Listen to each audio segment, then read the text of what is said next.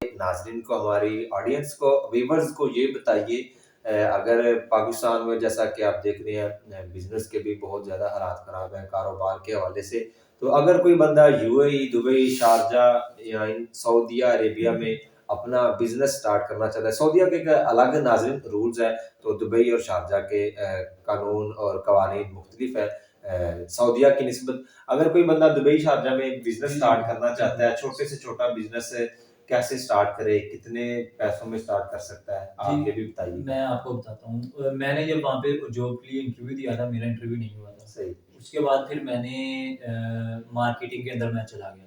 صحیح. وہاں پہ شارجہ کے اندر جے این پی مارکیٹ ہے لیپ ٹاپ کی، بہت بڑی مارکیٹ ہے. بالکل. اس مارکیٹ کے اندر میں چلا گیا. وہاں پہ اب میں نے کیا کہ ہم دکانوں سے پروسیسر کمپیوٹروں کے اور ریم وغیرہ، ہارڈ وغیرہ، یہ چیزیں ہم پرچیز کرتے تھے. اب وہاں پہ ایک پروسیسر جو ہے، آپ i6 یا i8 کا پروسیسر لگا لیں، وہ وہاں پہ ملتا تھا 56 یا 100 درہم کا. اب میں وہاں پہ وہاں سے خریدتا تھا، لے کے میں نے بونڈ کر لینا. جب مارکیٹ کے اندر اپ ہوتا تھا، یعنی کہ مارکیٹ اپ اوپر جا رہی ہوتی تھی، جب بندوں کو ضرورت پڑتی تھی، تب وہی ہم ری سیل کرتے تھے 120 130 یا 150 درہم کے اندر. صحیح. بیسک وہاں پہ لوگ، اگر آپ نے وہاں پہ جا کے بزنس کرنا ہے تو ضروری پاکستانیوں کے لیے سب سے زیادہ ضروری ہے، اگر آپ نے وہاں پہ شاپ بنانی ہے آپ کو لائسنس لینا پڑے گا. کوئی بھی ہر چیز کا لائسنس، ہر چیز کا لائسنس، کوئی بھی کام کام کرنا ہے وہاں پہ لائسنس ہے، رول ہے، ریگولیشن ہے، ہر چیز کا ایک ٹائم ہے، پروسیس ہے.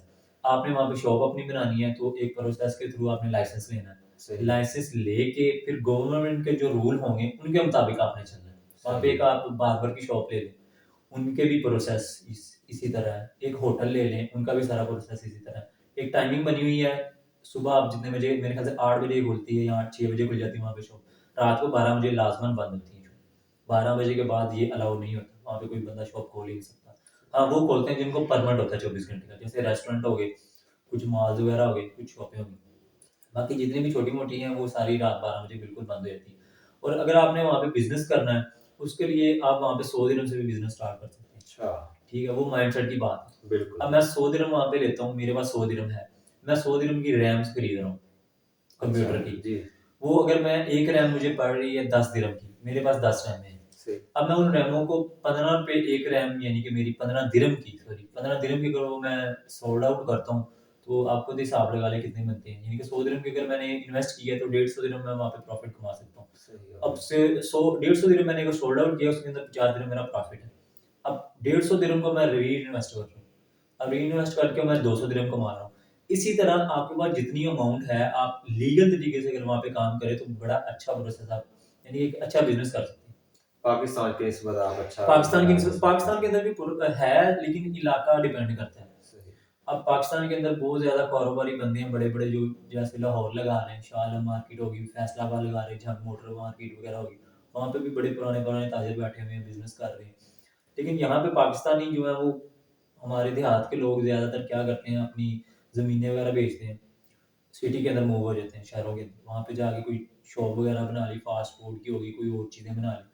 لیکن وہ پراپر طرح ان کو بزنس کا علم نہیں ہوتا.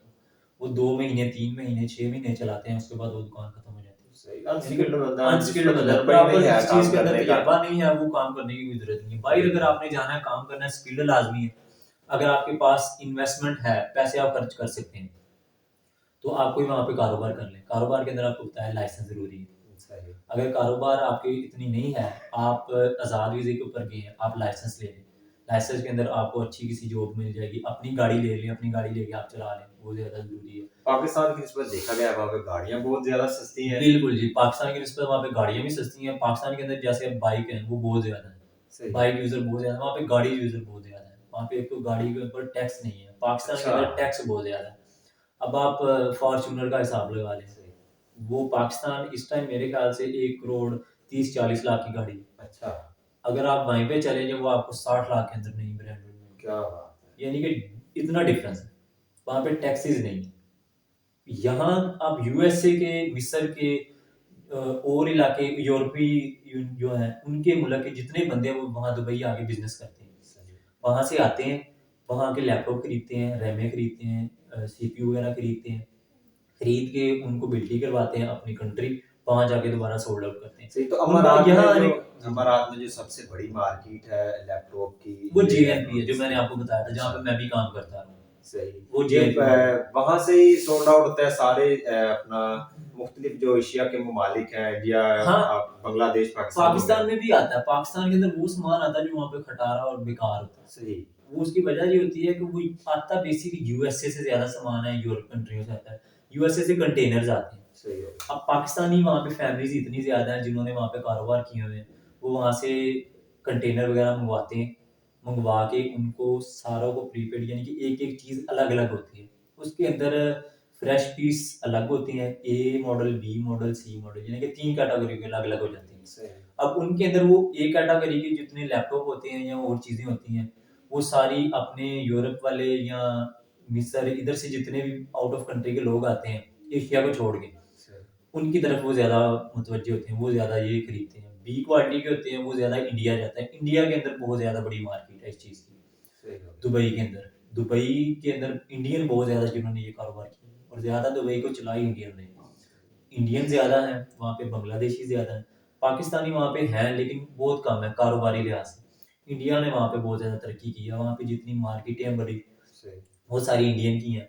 कुछ मॉल्स वगैरह हैं, वो सारी इंडियंस के हैं। यानी कि कारोबार के लिहाज से वहाँ पे इंडियन बहुत ज्यादा कामयाब है। उनकी वजह, वो कारोबार को, एक तो स्किल को सीखते हैं और उसकी तरफ मुतवज्जा होते हैं, और एक अच्छे तरीके से वो उसको प्रॉपर तरीके से वो चलाते हैं। पाकिस्तानी क्या करते हैं, पाकिस्तानियों ने अगर वहाँ पे कोई इन्वेस्ट किया तो वो जुगाड़ के अंदर रहते हैं।